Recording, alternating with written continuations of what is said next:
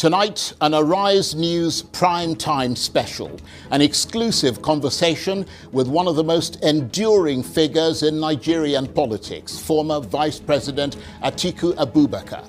For decades, his name has remained a constant in Nigeria's political equation, from the days of military rule to the corridors of power as vice president under Olusegun Obasanjo to multiple presidential bids. His journey has been long, relentless, and unfinished. Now, at 79, Atiku is gearing up for what could be his 7th attempt at the presidency.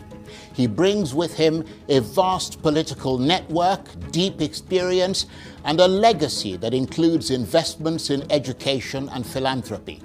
But he also carries the weight of past defeats, lingering controversies, and growing questions among Nigerians. Is it time for something new?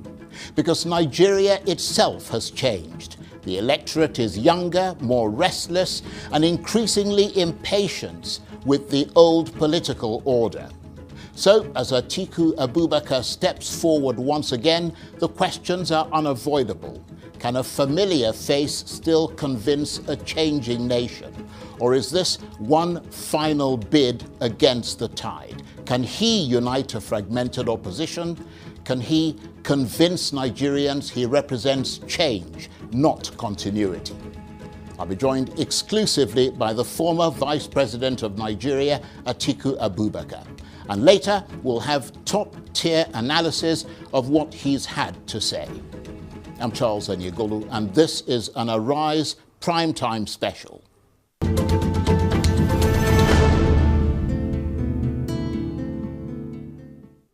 So, a familiar name returns to a familiar quest, but in a very different Nigeria. Atiku Abubakar, former vice president and one of the most enduring figures in this country's political history, is preparing for what could be his 7th run for the presidency in 2027. For decades, he's been at the heart of Nigeria's power structure, rising from the SDP to the PDP to the AC, then to the APC, back to the PDP, and now in the ADC, building a vast network of political, business, and personal alliances along the way. He's been close to power, and just as often, just short of it. From serving alongside Olusegun Obasanjo as vice president to contesting and losing against figures like Moshood Abiola, Umaru Musa Yar'Adua, Goodluck Jonathan, Muhammadu Buhari, and most recently Bola Ahmed Tinubu, his presidential ambition has remained constant. But so have the questions. At 79, does Atiku represent experience or an old political order Nigerians are increasingly uncomfortable with? Can his vast network finally deliver victory? Or has the moment passed him by? And in a country grappling with economic strain, insecurity, and shifting political loyalties, is this resilience or one final roll of the dice? And I'm suitably delighted to say that the former Vice President of Nigeria, Alhaji Atiku Abubakar, joins me now exclusively in the studio. Thank you very much indeed for coming in. Thank you, Charles. And not only did you agree to do the interview, you insisted on coming to the studio to do it. So we appreciate that very much. Now, you've been a central figure in Nigerian politics for decades, and by the time the election comes around in 2027, you'll be 80. Respectfully, I mean, this may be your last realistic shot at the presidency. Does that make the stakes higher for you this time? Certainly, yes, because the stakes are higher because I believe that will be my last outing. And so that's incontrovertibly that's incontrovertible. Fact. That Okay. Yes. Right. So beyond the fact that you have said conclusively that that'll be your last outing, why should Nigerians take that gamble on you now? Why should they believe that you represent the future and not the past? I represent both the past and the future. simply because we have seen various levels of leadership in the country, both young and old, and we're experiencing them. And I still believe that our expectations of the young leadership is below what we thought. And we believe, I personally believe, they require experience and they require tutelage from the older generation. Yeah, but you don't have to be in power to give them that tutelage. Sometimes you need to be. I mean, you could be doing it now. Yeah, sometimes you need to be, because what I was able to learn from President Obasanjo through his experience, I couldn't have learned it outside. Right. But critics say you represent the same political establishment Nigerians are increasingly frustrated with. I mean, why should they trust you to deliver something different? But look at it. Look at, the political experience. It's been a mixed one. We have had so many young governors in a number of states who have failed woefully, when it comes to governance, Charles. And I believe those type of people still require tutelage, still require to learn from experience. Believe me, I don't think I could have learned, if I were a president, what I have learned, under being vice president to president, because he came with tremendous experience from a military head of state and now to a civilian president. There was a lot I learned. But I wonder if the real challenge for you, Mr. Vice President, is not just defeating the incumbent, Bola Ahmed Tinubu, but convincing Nigerians that you are not more of the same. I mean, I know I'm banging on a bit about that, but why should they take the risk of choosing you now after so many previous attempts? Well, there is a clear and stark difference. Take the cases of the state governors in a number of states being headed by relatively young people and failing woefully simply because at the apex they did not have a capable and experienced president to guide them and to, of course, give them the benefit of his experience. And that's why we have been having a number of very, very woeful leadership at a number of states, because they are being headed by inexperienced young men. Young men also require experience to be able to succeed. But is it an individual thing or a systemic thing? I think, to me, I will describe it as a systematic issue, because we have had more failures in states than we even had at the federal level. Because I'm wondering whether you're saying that the system only became broken when you were no longer in power. Not necessarily, but when we did not have capable presidents with experience at the helm of affairs. And when was that? I mean, everybody, to be fair, recognizes the time that you and Obasanjo were in office as a sort of golden era. That's right. After sort of the return to democracy. But what other time after that are you talking about? For instance, let's take the era of after Umaru Yar'Adua, who started very well and was succeeded by Jonathan Goodluck. I know Jonathan Goodluck very well, a decent young man, but also inexperienced. That, I believe, attributed, to his failure to manage affairs of the country, particularly when he was faced with challenges. So these are the type of things that we, in fact, what I would like to see is real leadership training of our upcoming and young generation politicians. I wish I could introduce a leadership training. Well, you could. Yeah. I mean, you own a university. I mean, you could start a leadership institute. Yes. We need it. We need it in this country. But it hasn't occurred to you all this time that that's something you ought to do? Well, really, the university is an independent body. Right. It's a growing institution. It's a little over 20 years now. And of course, not that it hasn't produced very, very exceptional products. I have met their products all over the world, and I was astonished to see them. But then, as you know, universities are developing institutions, so maybe in due course they should be able to do that. Yeah, obviously you can start a leadership institute independent of the university. But you are now aligned with the African Democratic Congress, or ADC, at a time when the party is facing legal battles as well as internal disputes. Do you believe that your presence on the ADC is building a viable platform, or are you joining a coalition that's already under terrible strain? Charles, I must be frank with you. I am one of the initiators of this coalition, or perhaps the leading, initiator of the coalition, because I remember when the PDP lost the last election, I addressed the party. I said, I don't see a future for PDP unless there is a coalition, or a broad-based coalition or alliance. And the PDP leadership disagreed with me at that point in time.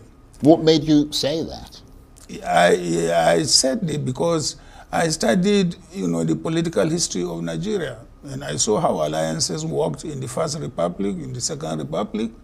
I mean, so it is not difficult for one to, to predict or to explain, to what I will say, students of, because I consider those young politicians as future leaders of Nigeria.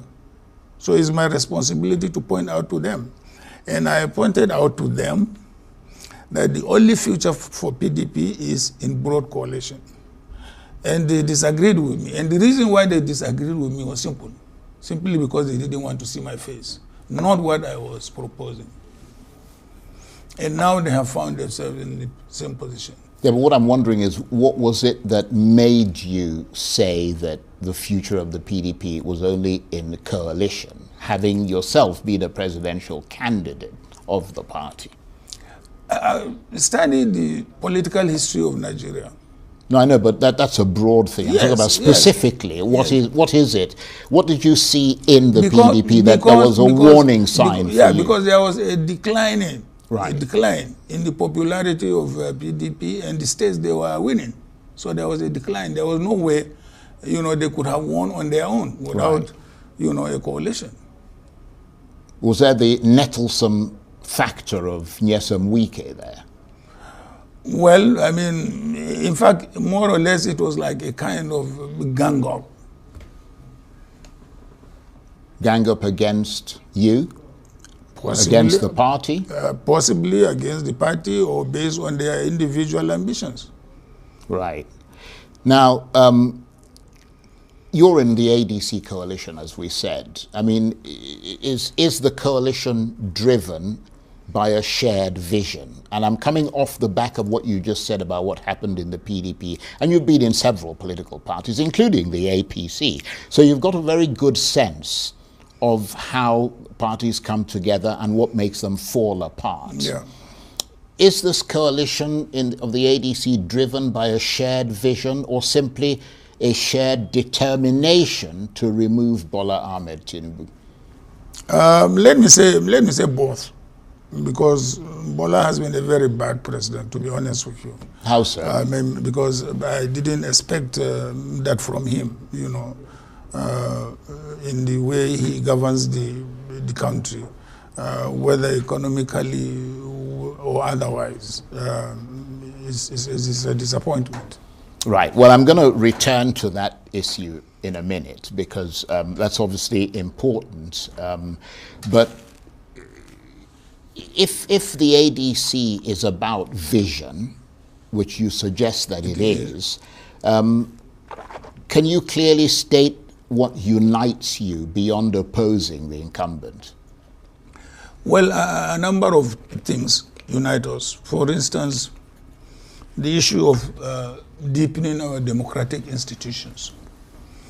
and the issue of separation of powers under the Constitution. We feel very, very concerned about that. We have seen how virtually, you know, a presidency has almost turned the various institutions that are supposed to be checks and balances, you know, under one roof, which is quite dangerous.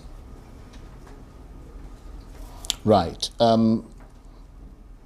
Okay, you've run for president now, as we said, multiple times. Some have called you a perennial contender. I'm sure you've heard that yourself a number of times. And you are aiming to run again in 2027. What, if anything, makes this attempt different from the others? Different in what way, Charles? Well, that's why I'm asking you that question. What makes it different from the other times that you've run? What makes it different from the other times is that you have a more broader coalition now. You have elements from APC, from PDP, from NMPP, from Labour. That makes it a much broader, you know, coalition than what even happened in the past before. Yeah. But for you personally? For me personally, I see a lot of future because within the broad coalition, you see people of my generation, you see people below my own generation, and, you know, down the line. So you can see clear, you know, succession, you know, pattern, imagine. Yes. Wasn't that the same thing that happened in what was the APC coalition? Not necessarily, not necessarily. I didn't see it in the APC coalition. You know, I left the APC quite early. Once I realized that they are going the wrong way, I left. Some would say once you realize that your political ambition wouldn't be achieved. Not about that. It wasn't about the personal ambition at all. No, absolutely not. So what was it about? Quite a number of things. I mean, of course, you are dragging me to, you know, start going into the administration of late President Buhari, and I wouldn't want to do that because he's late. Right. Okay, understood. Let's return to the ADC, which is the matter of the moment. If a consensus candidate emerges within the ADC coalition, would you step aside in the interest of unity? No, it's not the issue of stepping aside, but would I support? Right. I think what would I say in the coalition is that we will the first option will be to work out a consensus. If that doesn't, of course, emerge, then we go for direct president. I mean, I will support anybody who emerges. Right. So either a consensus candidate, and that's the first option. Yes, that's the first option as far as the party is concerned. We will aim at consensus. If we don't get it, then we go for elections. Right. That sounds like something that will be terribly disputatious. I don't expect we will get to that level because we are dealing with really mature politicians and experienced politicians as well. But you're also dealing with people with huge political ambitions. Well, that's a different thing altogether. But we have all agreed that this is the way to save democracy in this country. You now, of course, share that political space with figures like Peter Obi, Rabiu Kwankwaso, Rotimi Amechi, Nasir El-Rufai, Aminu Tambuwal, and a host of others. I mean, some would say that this is not a partnership, this is a rivalry waiting to happen. Because if you ask many Nigerians, their concern is that this might collapse under the weight of competing ambitions. No, Charles, clearly you can see that there is a generational progression there. So, I mean, if people of my generation don't get it, the people who may get it next may be the next generation. I mean, clearly you can see a generational structure there, and it's deliberate. Right. If it comes down to one ticket, which ultimately it'll come down to, will you step aside for somebody there like... There is no question of stepping aside. What I'm asking, I want to ask you a direct question now. If it comes down to that single ticket, Will you step aside for Peter Obi, for example, if he's more popular? Yes or no? I will step aside for any winner. Right. Yeah. Including Peter Obi. Of course, if he is a contender, why not? I mean, he was your vice presidential running mate. Would that make it a bit more difficult for you to accept him coming? Why? What is difficult there? Well, I don't know. That's why I'm asking. Politics is either you go through democracy or you go through consensus. So right. What is there if he emerges through, consensus, or he emerges through electoral process? Right. Okay. Well, let me talk about something else, which is the political power of the North, which everybody recognizes is considerable. I mean, it's almost the determining factor in any election in Nigeria. Your political strength has often been tied to the North, but also, I mean, you're often seen as somebody who has a widespread across Nigeria, particularly the Southeast, South, and so on. But today, the North appears more fragmented than ever. Do you agree with that assessment? No, I think I would rather say the North appears to be more united now than fragmented. Well, there seem to be multiple power blocks, competing loyalties. I mean, the North Central region is asserting more of an independence away from the rest of the North, so it's no longer monolithic. The North Central has always asserted a more independence because it used to be the Middle Belt. So from the First Republic, it has been, the position of the North Central. It has always been a middle belt, but in the broader political sense, it has always been part of the North. Do you genuinely have the backing of the North? Can it still unite behind you, or has that political base shifted beyond your control? No. The North still remains my major political base, because I won more northern states than any other states. I won only 2 in the Southwest. I don't think I won any in the Southeast and the South. Right. And you're confident that that remains the same even today? Yes, I am. Right. If the North doesn't monolithically rally behind you as their candidate, does that fundamentally weaken your path to the presidency? In fact, politically, the North appears much more united now than ever. No, but what I'm saying is that if it doesn't monolithically, in other words, if they don't all come together and rally behind you, how much does that weaken your path to the presidency? The majority of the North will always come together. And you're the person to bring them together? That's right. Why? Sure. What would be the basis for it? Because that is my political base. Yeah, but I mean, a lot of other people would argue that it's their political. Just like the South is the political base of Peter Obi. Right. And South is the political base of Amechi. Yes. The reason I say that is that you have so many different elements today. I mean, in that northern sort of equation, it's not like it's not like under Buhari, for example, where you had this massive vote that was constantly going to him. Okay, can you tell me among the current leaders in the North who has more votes than I have? Well, it depends on who has been running. I mean, you talked about different tiers of I mean, you are talking of figures like Tambuwal, you are talking like figures like Kwankwaso and others, and Mayor Ruvais, and also the emerging political, figures. None of them has got that northern bloc vote as much as I have got. But they also, people like Kwankwaso have the northern strategic vote, don't they? Kano. Yes, that's strategic. Yeah. We concede that to him. Right. Yeah. That's why he's a leader in the coalition. But you don't think that the absence of such a vote would affect you fundamentally? Well, the absence of it may affect, but even his own case, you can see how Kano is now split between himself and his former governor.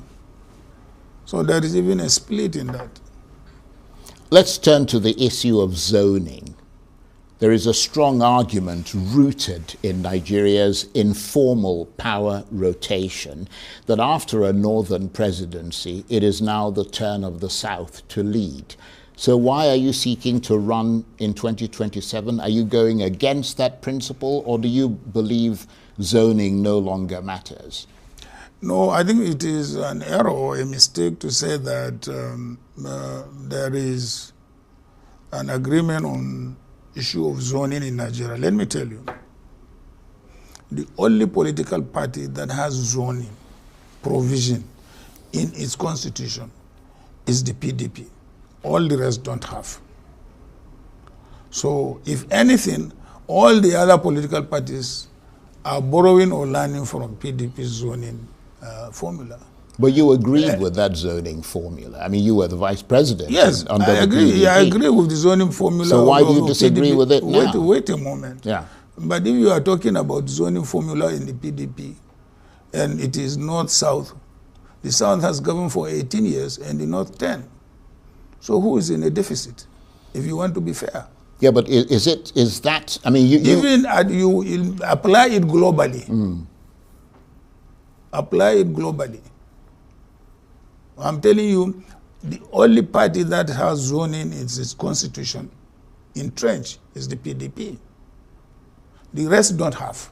Right, but the principle, though, of zoning, do you agree with it? I agree with the principle. In fact, I will even go further. Let me tell you what happened in the 2004, was it Constitutional Conference of Abacha. There was an argument between the late Dr. Alex Ekweme and myself in particular representing the late Shehu Yaradua group. Dr. Alex Ekweme proposed a provision in the Constitution for a rotational presidency. And I was leading the Yaradua group and I opposed it. And because we control about 60 to 70% of the delegates, late Dr. Ekweme's amendment was not through. Now, in hindsight, when I attended the funeral of late Dr. Ekweme, I admitted that I made a mistake. I should have supported Dr. Ekweme's amendment, and the presidency would have rotated to all the zones in the country. And I think that is the most equitable provision that could be, included in the Constitution. Right. Is that something that you would push for if you became president? Definitely, yes. Even if it is the only amendment I can make, I will move towards that.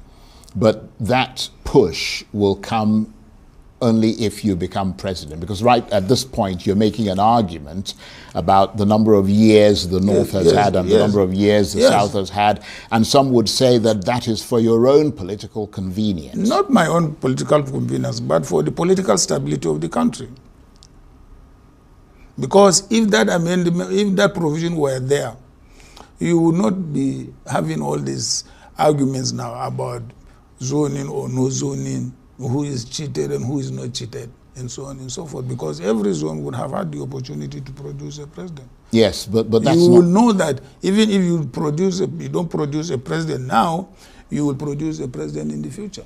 But are you prepared to deal with the possible backlash that would come from people in this country if they perceive that you're abandoning that zoning, which appears to be the way they see it? It is not abandoning zoning, rather it is entrenching zoning. Well, the way they see it. Because right now, zoning is not in Nigeria's constitution. It's not.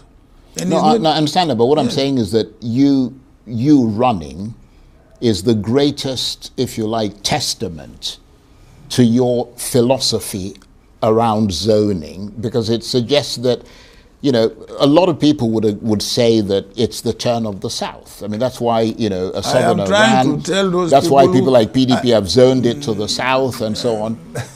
I mean, Charles, I'm telling you, most of these arguments are, more, self-centered. I'm giving you the most rational argument. There is no party that has zoning in its constitution. So if you don't have zoning in your constitution, why are you pushing for it? Yeah, but it doesn't have to be in the constitution. It has to. There has to be a principle. For you, it has to. For a multi-ethnic and multi-religious country like Nigeria, it has to. But if there is a consensus within your party, for example, I mean, to say that in the interest of propriety, in the interest of justice, which you have talked about, that perhaps it is time for, they should let the South finish the 2 terms and it'll return to the North in 2031. Then you cannot balance the deficit. Already the North is behind by 8 years. So where is the fairness there? Where is the balance there? Yeah, but is there an element of your own political, because I mean you have said that after 2027 you're not going to run again. It'll be essentially too late for you to run again. Well, that's left to the next generation to take it up. So there's an element of your own personal ambition in whatever position you take about zoning. No, not necessarily, not necessarily. It's not anything personal, that's all. Right, okay. Well, let me turn to something else, because if you were to get the ticket, you will run up against an incumbent with what some say is a formidable political machine. What is your concrete strategy to defeat President Tinubu, not just politically, but structurally? But why would I sit down and then start discussing about my political strategy at this forum? That's a strategy that you're going to have to employ. For all what I know is that a coalition candidate facing Bola Tinubu is dead on arrival. Right, but those are just, I mean, it's almost like a slogan, isn't it? No, it's not a slogan, but it's a fact. I mean, look at the leadership of the coalition. If each and every one of them will bring their zone, to electoral victory, where will Bola stand? Right. Well, let me put it another way, since you don't want to share your strategy for unseating him. What is the one thing President Tinubu is doing today that you would immediately reverse if you became president? Everything is wrong with President Tinubu. So you'd basically sweep everything aside? Everything is wrong with President Tinubu. I mean, honestly, perhaps in my life, this is the worst administration I have seen. Well, in this country. Again, as I said, that's just a broad term. Yeah. I feel terribly disappointed. I feel terribly disappointed. Are there any specific things that you're disappointed with? Well, I mean, you can say, okay, maybe we belong to the same age group. Perhaps the only experience he didn't have was he didn't have the federal experience like I had before him. But I thought he would do better than he is doing at the moment. Economically, otherwise, I feel disappointed. Okay, well, let's take one thing that you mentioned there, which is the economy. Everyone agrees that Nigerians are facing severe economic hardship today. If you were in office tomorrow, what is the first decision you would take, let's say within 30 days, that would tangibly improve people's lives if you became president? I think, I believe security, law and order is basic. Whatever you want to achieve, if you don't have security, you don't have law and order, I don't think you can implement whatever policy, whether it is job creation, whether it is infrastructure development, whether it is healthcare, whatever. You must have a secure and stable country. Well, I think most people would agree with that. The question is, how would you have a stable and secure country if you were president? Well, to tackle the issue of law and order, the issue of security, and there are many ways you can do that. I mean, it is not a topic that, you begin to discuss at this level. Security is a very fundamental and very sensitive issue. Let me remind you, Boko Haram started in 2002 when we were in office.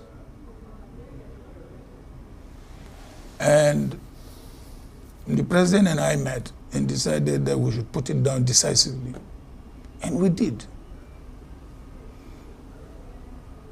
By the time we left, there was no Boko Haram. Boko Haram resurfaced after we left. So I think not that Nigeria doesn't have the capacity to do it, but it requires a leadership. Right. Well, as I'm sure you know, for people to, you can't say, well, I'm going to deal with it decisively. That's not enough. If you're running for office, people are going to want to know what you're going to do specifically so that they can compare it to what is already being done and see who is the better bet. First of all, I believe we don't have enough armed forces personnel, well-trained and well-equipped. We don't. We have not. Even if we had invested so much money, then the money is being misapplied. This is a Nigeria that used to perform credibly at international peacekeeping operations. Anywhere Nigerian troops or forces went to, whether they were military men or whether they were police, they came back with distinction. How come that we can't deal with internal insecurity? All what it requires is policies that should deal with that. And those policies involves more men to be trained, more equipment to be supplied, more welfare for these armed men or military people, and so on and so forth. And less of the corruption that is also available, even within the military itself. Well, you mentioned the word corruption. Some people have corruption concerns about you, which leads to credibility concerns. At least that's the perception. And I'm sure you know that perception shapes trust. Why do you think a significant number of Nigerians still question your credibility? And what have you done to change that perception? Well, my corruption perception only arose through allegations which were not proved. Well, your former principal was one of the people who but he had every opportunity. Led the charge. Yeah, he had every opportunity. He set up a panel under the former Attorney General, Bayo Ojo. Nuhri Baru was a member. El Rufai was a member. And they came to my office. They said, we have the instructions of Mr. President to probe you. I said, but do you know I have a constitutional immunity? They said, yes. I said, okay, I have decided to waive the immunity. Probe me. And they probed me. What did they find? Nothing. Nothing. So why does that perception persist? And why do you think it's a political issue? Your principal took it upon himself to issue. Publicize it. It's a political issue. Simple. I'm saying this for the first time in the public. That the president set up a panel to investigate his own vice president who has immunity. Right. But where does all your money come from? I mean, you're said to be a pretty wealthy man. Before I went into politics, I was already in business. I was in oil and gas logistics. I was in agriculture. I was in a number of, economic sectors of the country. Before I became, I virtually set up PDP. I virtually funded it. Why was I not being accused of corruption at that time? Right. So you are a very wealthy man, aren't you? I wouldn't say a very wealthy man. I'm comfortable. I mean, do you have the kind of wherewithal to go up against the financial arsenal of President Tinubu and the incumbent APC administration? I don't have, but the power of the people are there. I don't have. But Nigeria, of course, as you know, is, I mean, you talked about funding the PDP and all the rest of it. Nigeria is a money bags democracy. Well, I mean, you believe all the money bags are in APC now? You believe? There are some that are not in the APC. They don't have sympathy for APC because APC has even made them poorer.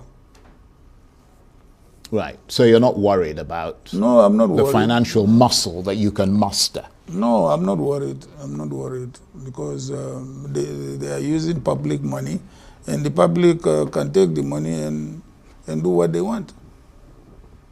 Now, there was a time, Mr. Vice President, when restructuring was at the very heart of your political philosophy. You articulated it forcefully. You even published a detailed case for it that many, I even have a book. Yeah, that's what I'm saying, that many regarded as a blueprint for Nigeria's future. But then in recent years, the urgency seemed to have faded from your messaging, particularly in the 2023 campaign. So let me ask you this directly. Is restructuring still a core conviction for you, or has political reality forced you to quietly move on from it? I have not changed my position on restructuring. I have not. It appears, political issues, have also a generational lifespan. Maybe Nigerians don't now feel that restructuring is no more important because of the challenges they are facing. Insecurity, hunger, unemployment, corruption, all these things have now come, really to be the forefront, of what is worrying Nigerians or the challenges facing Nigerians. They have even forgotten about their freedoms. They have forgotten, about restructuring and so on and so forth. Doesn't that intimidate you, the size, the colossal size of the problems, if you were to be president, that you'd have to inherit? No, it doesn't intimidate me because I can identify competent people in this country who can help me overcome all those challenges. And was it you who picked the people who drove the Obasanjo administration, the Atiku administration? I will not say solely, but mostly, because President Obasanjo just was coming out from jail and was not a politician, and I did most of the politicking. Well, a lot of those people, in fairness, stand out. And they were people who had the capacity to take Nigeria from many years of rot under military rule to a completely different, what, as I said, some people call a golden era. So that suggests a knack for picking the right people. I remember I visited the United States, Europe, to headhunt and interview Nigerians. The president graciously offered me that opportunity. I did, and I brought a number of them back, and they proved themselves. We're coming to the dying minutes of this very interesting conversation, and once again, thank you very much for coming in to talk to us about it. But what's your final message to the Nigerian people? My final message to the Nigerian people is they should vote out APC if they want their future.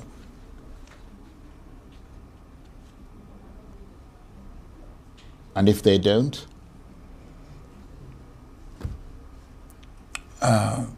It's going to be a disaster. I don't see the pathway to a brighter future for Nigeria in APC. Certainly not. And of course, for you, that would be the end of the line, basically. as God wills. Well, on that sort of poignant philosophical note, I want to thank you very much indeed, Mr. Vice President. Thank you for taking the time to come and talk to us. We appreciate it very much. Thank you very much, Charles. I hope it will not be too long before we meet again. I hope to see you again soon. Unlike the last one. Thank you very much indeed. And Alhaji Atiku Abubakar is the former Vice President of Nigeria.